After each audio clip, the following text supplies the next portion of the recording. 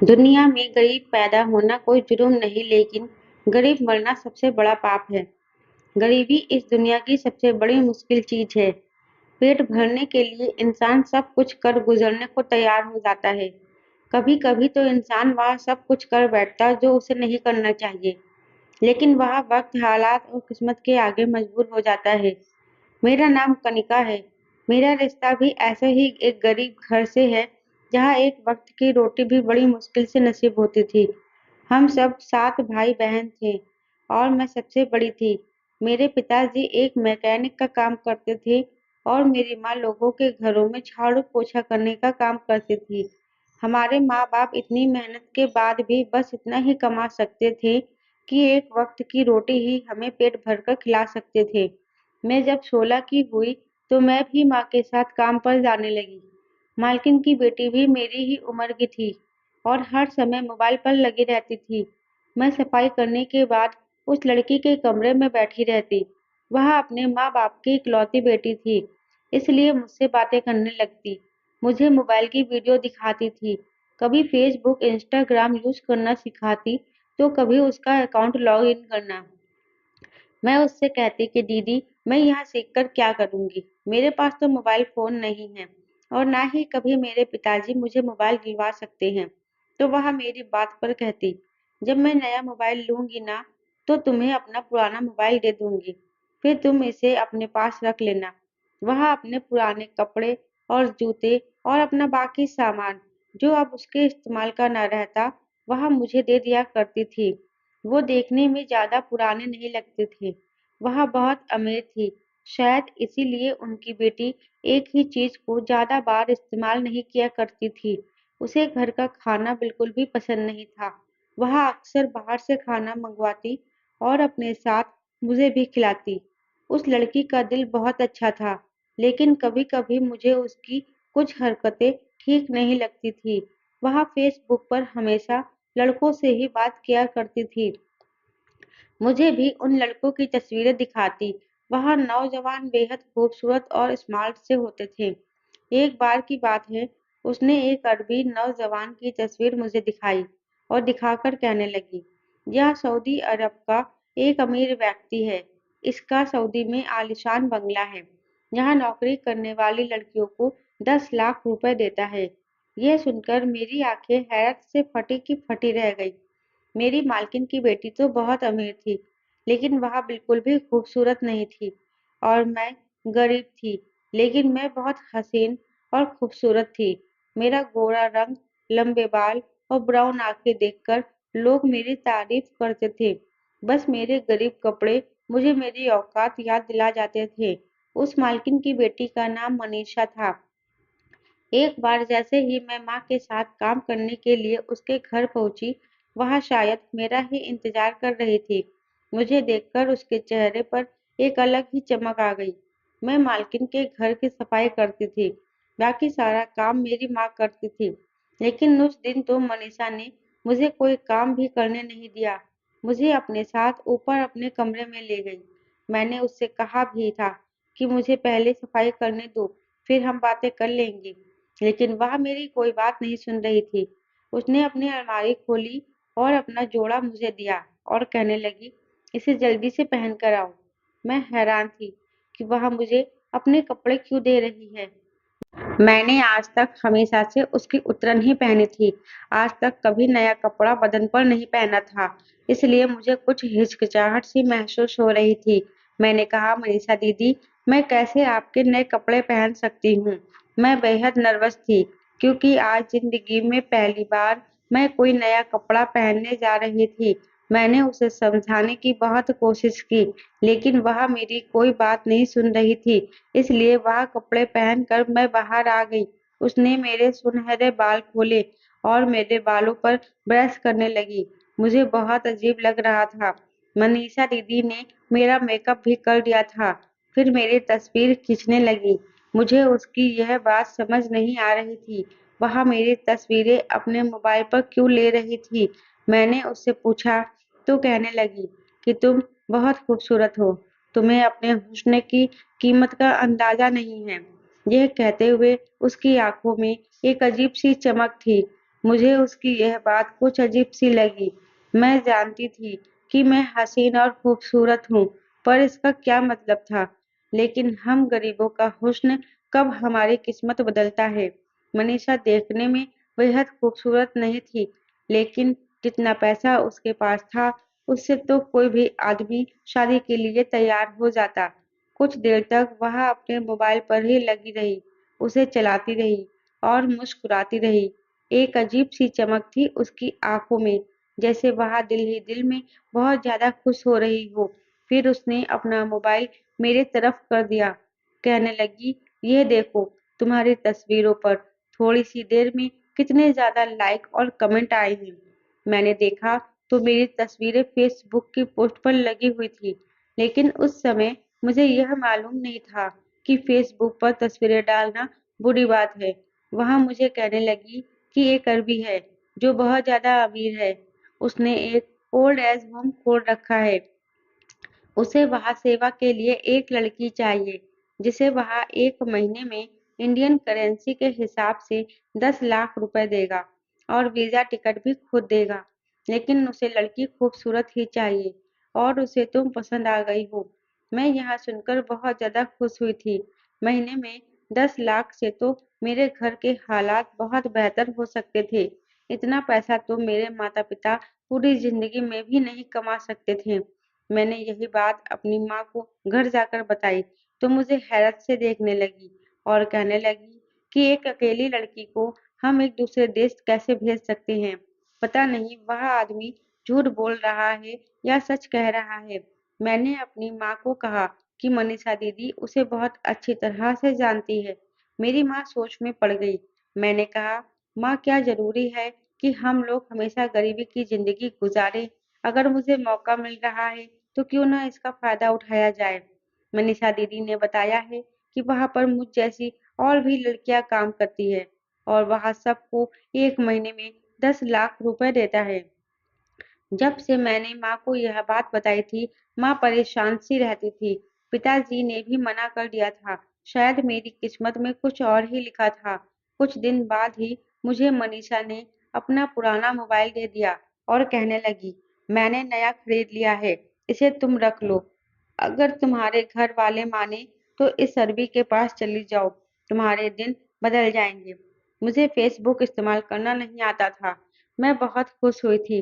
मनीषा दीदी ने कहा, उसने मेरे नाम से इस फ़ोन में मेरे लिए फ़ेसबुक आईडी बना दी है। मैं अब घर पर भी वह मोबाइल इस्तेमाल करने लगी और एक बार मुझे उस अरबी का मैसेज आया कि आप बहुत खूबसूरत हैं। मुझे एक ऐसी लड़की की तलाश है जो आपकी तरह खूबसूरत हो। मैं एक ओल्ड एज होम चलाता हूँ। वहाँ बड़े लोग होते हैं। अगर आप वहाँ काम करेंगी तो आपको महीने के 10 लाख रुपए मिलेंगे। मेरा तो यही दिल कर रहा था कि मैं वहाँ काम कर लूँ, लेकिन मेरे माँ-बाप नहीं मान रहे थे कि वहाँ दूसरे शहर में पता नहीं क्या हो जाए। लेकिन एक दिन मेरे पिताजी का एक्सीडेंट हो गया। उनकी टाँग पर प्लास्टर चढ़ गया। माँ बेहद परेशान हो गई थी। सिर्फ माँ के पैसों से घर चलाना बहुत मुश्किल होता जा रहा था। पिताजी का इलाज भी तो करवाना था, इसलिए बहुत सारे पैसे चाहिए थे। मैंने माँ से कहा कि मुझे सऊदी जाने के लिए हाँ कर दें। मैं वहाँ से आप लोगों को पैसे भेजती रहूँगी। मुझे भेजना मेरे माँ-बाप की मजबूरी थी। मैंने उस अरबी को हाँ कर दी थी। उस अरबी ने मुझसे कहा कि बैंक में अपना अकाउंट खुलवा लो और मैंने अपना अकाउंट खुलवा लिया। तो उस अरबी ने मेरे अकाउंट में एडवांस सैलरी के तौर पर पूरे 5 लाख यानी मेरी आधी सैलरी मेरे अकाउंट में जमा कर दी और कहने लगा, बाकी की आधी मेरे वहाँ पहुँचने पर मुझे मिल जाएगी। वह कहने लगा कि पैसे अपने घर वालों को दे दो। कल एक आदमी आएगा और उसे तुम अपना पहचान पत्र देना, बाकी सब कुछ वह खुद कर देगा। मैंने ऐसा ही किया और कुछ दिनों में मेरा टिकट मुझे मिल गया था। मैं सऊदी अरब के एक शहर में पहुँच गई थी। मुझे वहाँ अरबी नौजवान ही लेने आया था, लेकिन वह मुझे एक फ्लैट में ले गया। जहाँ 2 कमरे थे, लेकिन वहाँ फ्लैट बिल्कुल खाली था। वहाँ मेरे अलावा कोई भी लड़की नहीं थी। वह मुझसे कहने लगा कि कुछ दिनों मुझे यहीं रहना पड़ेगा, फिर वहाँ मुझे ओल्ड होम में नौकरी लगवा देगा। मुझे सब कुछ ठीक नहीं लग रहा था। वह मुझे रात के लिए खाना देकर वापस चला गया और मैं खाना खाकर सो गई थी। अगले दिन जब वह अरबी फिर से फ्लैट पर आया और खाने के बाद मुझे एक सॉफ्ट ड्रिंक ग्लास में डालकर दी, कहने लगा कि ये यहाँ का एक किस्म का शरबत है, एनर्जी ड्रिंक समझकर इसे पी लो। ये शहर में बहुत ज्यादा मशहूर है। इसे पीते ही इंसान में ताकत आ जाती है। चलो पीकर बताओ कि यह कैसी है। मैंने हाथ में पकड़ तो लिया, लेकिन एक घूंट पीते ही मुझे बहुत अजीब सा लगा। मैंने कहा, मुझे नहीं पसंद। मैंने गिलास पीछे कर दिया, लेकिन वह अरबी कहने लगा, यह तो इसकी खास बात है। पहला घूंट बुरा लगता है, लेकिन जैसे जैसे इसे पीते जाओ, मजा बढ़ता जाता है। मेरे हाथ से गिलास लेकर उसने जबरदस्ती मेरे मुंह पर लगाया और फिर बोला, चलो जल्दी से खत्म करो। मेरे होठों से गिलास उसने तब तक नहीं हटाया जब तक कि वह खाली न हो गया। लेकिन उस शरबत को पीते ही ताकतवर होने की वजह से मैं तो बेहोश होने लगी थी। मुझे चक्कर से आने लगे थे। मैं खड़ी होने लगी ताकि अपने कमरे में जा सकूं, लेकिन मैं चक्कर खाकर वही सोफे पर गिर गई। मैं चाह कर भी होश में नहीं आ पा रही थी। बहुत जल्दी मैं नींद में चली गई थी, लेकिन हैरत का झटका मुझे उस वक्त लगा जब सुबह मेरी आँख खुली, तो मैं अपने कमरे में बेड पर लेटी हुई थी। मेरे सर में भी बहुत दर्द हो रहा था। न जाने मेरा वजूद क्यों थका-थका था। मैं खुद को अजीब-सा महसूस कर रही थी। मेरे बाल भी खुले और बिखरे हुए थे, जबकि मुझे याद था कि मैंने बालों की चोटी बनाई हुई थी। मैं कमरे में अकेली थी। जब मैंने घड़ी की ओर देखा, तो 11 बज रहे थे। मुझे याद आया कि रात को वह अरबी भी मेरे फ्लैट पर मौजूद था, जो शायद अब जा चुका था। ना जाने मुझ पर एक अजीब-सी बेचैनी सवार थी, जैसे मेरे साथ कुछ गलत हुआ है, लेकिन मैंने उस बात को अपना वहम समझा। मैं चकराते सर के साथ उठी। मेरा शरीर पूरी तरह से दर्द से चूर हो रहा था। मैंने अपने लिए नाश्ता बनाया। शायद मुझे बुखार था, इसलिए मेरे शरीर में दर्द था। मैंने दवाई खा ली। मुझे फिर से नींद आने लगी थी। शाम को अरबी फिर से उस फ्लैट में आ गया। मैं उस वक्त तक नॉर्मल हो चुकी थी। वह मुझसे पूछने लगा, कल रात को नींद तो सही आई थी ना तुम्हें? मुझे उनका यह सवाल कुछ अजीब सा लगा। कहने लगा, उसका तो यही फायदा है। इंसान जितना भी थका हुआ हो, उसे पीने के बाद आराम से सो जाता है। वही शरबत उसने दोबारा टेबल पर रख दिया। मुझे याद आने लगा कि मैं तो रात सोफे पर सो रही थी। मैंने जब यह बात उस अरबी से पूछी तो कहने लगा कि तुम भूल गई हो क्या? तुम खुद ही उठकर अपने कमरे में चली गई थी। दिमाग पर ज्यादा जोर मत डालो, याद आ जाएगा। अच्छा, अब यह खाना मैं लाया हूँ, तुम्हें भूख लगी होगी। उसने बात ही बदल दी थी। खाने के बाद मैंने उससे अपनी नौकरी के बारे में पूछा, तो कहने लगा, बस 2 दिन बाद तुम्हारी नौकरी लग जाएगी। फिर तुम देखो कैसे तुम चंद दिनों में बहुत सारे पैसे कमाती हो। उसकी इस बात पर मैं खुश हो गई थी। खाना खाते वक्त वह मुझे ही देख रहा था और कहने लगा कि तुम्हारे बाल बहुत हसीन हैं और खूबसूरत भी बहुत हो तुम। यह बात सुनकर मैं कुछ घबरा सी गई। फिर वह हंसने लगा और कहने लगा, यूं ही कह रहा था, तुम तो घबराने लग गई। खाने के बाद वह शरबत फिर से मुझे उस अरबी ने दे दिया। मैंने कहा, मुझे यह नहीं पीना है, तो कहने लगा कि यह अलग फ्लेवर का है। उसने कहा, इसे बस 2 घूंट पीकर बताओ। अगर तुम्हें यह पसंद आएगा, तो मैं तुम्हें यह लाकर दे दिया करूँगा। ना जाने क्यों मेरे बार-बार मना करने के बाद भी वह मेरे बिल्कुल करीब बैठकर मुझे वह शरबत पिलाने पर जिद कर रहा था। इस बार तो उसने हद ही पार कर दी थी। अपना हाथ मेरे ऊपर रखकर अपनी बाहों में लेकर उसने वह शरबत मुझे जबरदस्ती पिला दिया। उसे पीते ही मैं होश खोने लगी थी। मेरी आंखें बंद हो रही थी और मेरा दिमाग भी पूरी तरीके से काम नहीं कर रहा था। इसके बाद जब मेरी आंख खुली तो मेरे होश ही उड़ गए थे। वह आदमी मेरे इस कदर करीब था। मैं जल्दी से पीछे हटी थी। मेरे जागने पर उसने आंखें खोलकर मुझे देखा और मुस्कुराने लगा। वह और मेरे साथ मेरा दिमाग पूरी तरह से उलझ चुका था। मेरे बाल और बिखरा हुलिया मेरी बर्बादी की कहानी सुना रहा था। मैं सोच भी नहीं सकती थी, वह मेरे साथ यह सब कुछ कर गुजरेगा। मैं रोने लगी तो उठकर बैठ गया। कहने लगा, मुझे माफ कर दो। मैंने वह शरबत कुछ ज्यादा ही पी लिया था। शायद उसमें नशा था। रात को उसे पीते ही मुझे भी तुम्हारी तरह होश नहीं रहा, इसलिए खुद को तुम्हारे करीब आने से रोक नहीं पाया। नशे में तुम भी मुझे अपने करीब आने को कह रही थी। जो भी हुआ है, उसमें तुम्हारी मर्ज़ी भी शामिल थी। मुझे लगा मैं किसी अंधेरी खाई में जा गिरी हूँ। यह सब क्या हो गया था? मैंने रोते हुए सर हिलाया। मैंने कहा कि आप झूठ बोल रही हैं। मुझे ऐसा कुछ याद नहीं है। लेकिन वह कहने लगा, तुम्हें याद नहीं है तो इसमें मेरा क्या कसूर है? वह तो इस कदर बेफ़िक्र था जैसे कोई बड़ी बात हुई ही नहीं है। मैं फूट-फूट कर रोने लगी। वह कहने लगा, देखो जो कुछ भी हो गया है उसे भूल जाओ। मुझे भी होश नहीं था और तुम्हें भी बात याद नहीं है। शायद उसके लिए यह बोलना बहुत आसान था, लेकिन मुझसे पाप हो गया था। मैं कैसे भूल सकती थी? वह मुझे रोता देखकर बाहर चला गया। 2 दिन वह नहीं आया। उसकी बातें मेरे कानों में गूंज रही थी। उसे देखकर ऐसा नहीं लग रहा था कि उसे अपने किए पर कोई अफ़सोस हो।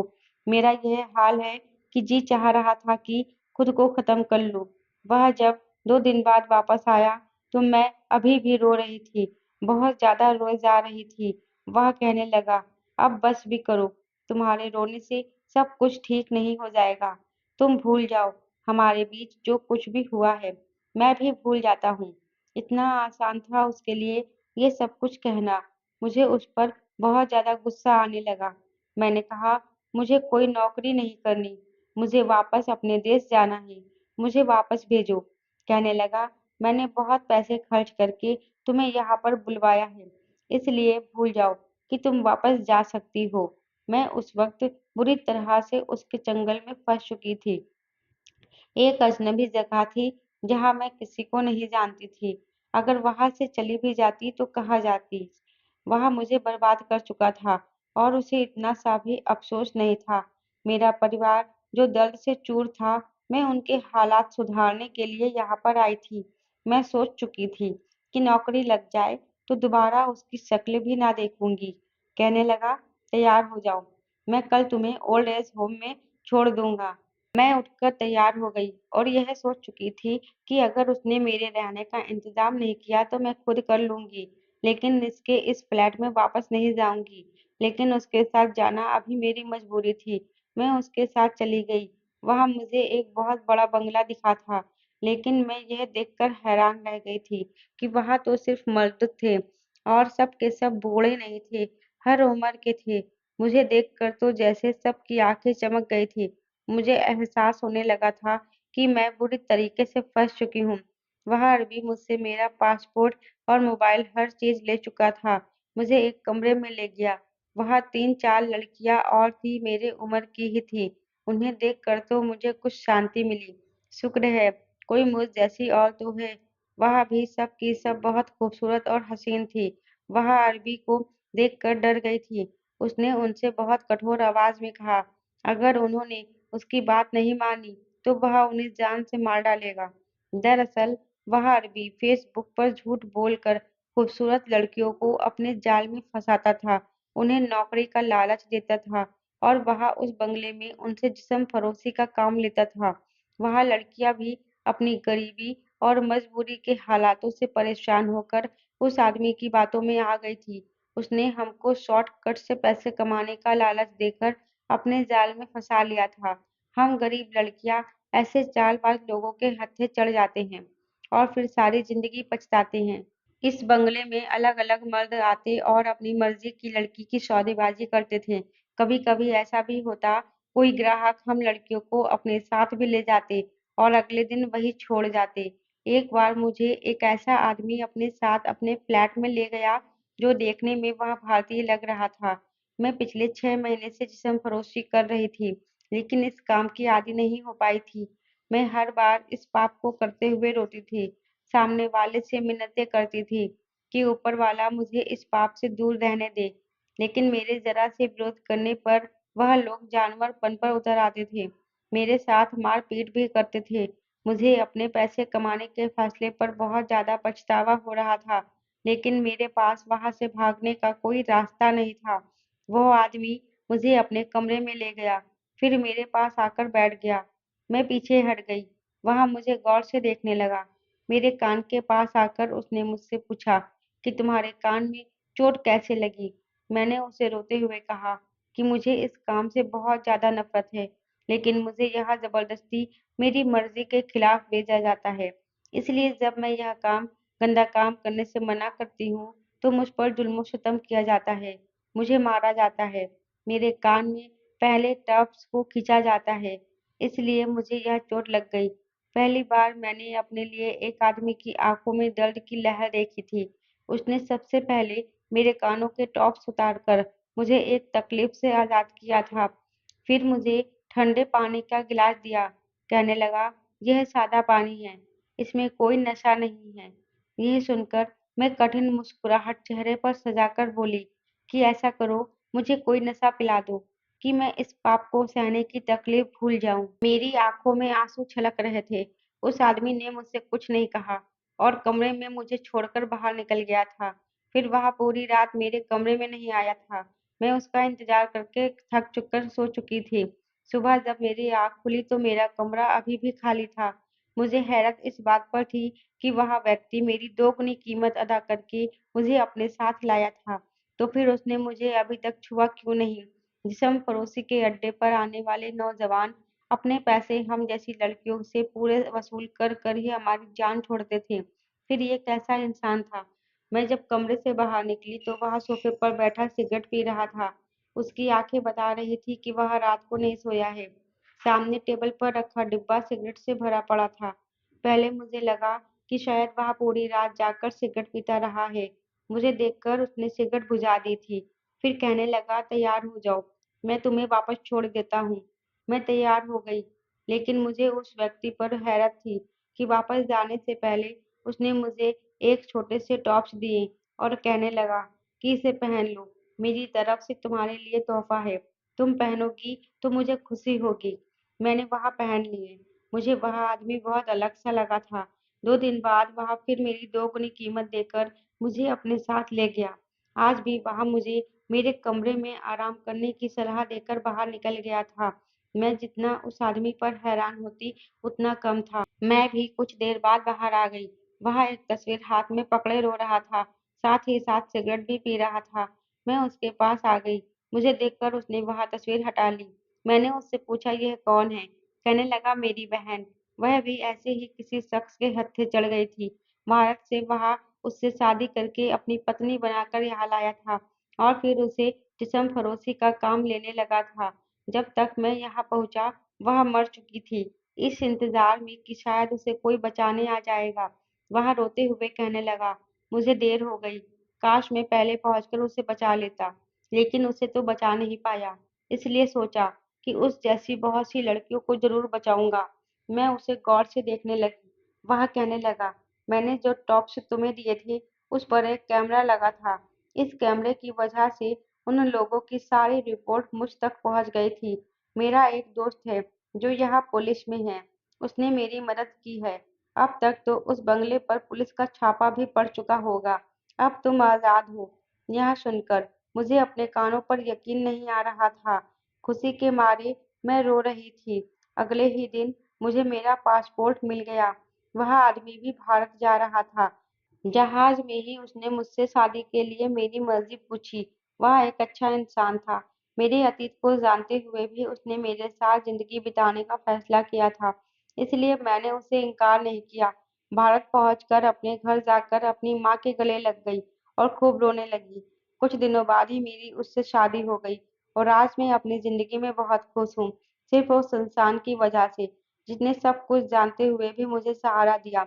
दोस्तों, इस कहानी के जरिए मैं बस आप सबसे यही कहना चाहती हूँ, मेहनत करें, पसीना बहाएं, दिन रात एक कर दीजिए, लेकिन कभी भी जल्दी-जल्दी सक्सेसफुल होने के लिए किसी भी शॉर्टकट का सहारा न लें, क्योंकि हो सकता है वह शॉर्टकट आपकी ज़िंदगी बर्बाद कर दे। और ऐसे लोगों से बचे रहें जो दूसरों को झांसा देकर उनकी ज़िंदगी के साथ खिलवाड़ करते हैं। दोस्तों, उम्मीद करती हूँ आपको मेरी कहानी अच्छी लगी होगी। दोस्तों, कहानी अच्छी लगी है तो वीडियो को लाइक और शेयर करें। चैनल पर नए हैं तो चैनल को सब्सक्राइब ज़रूर करें। साथ ही बेल आइकन को प्रेस करें, जिससे वीडियो की अगली अपडेट सबसे पहले आपको मिले।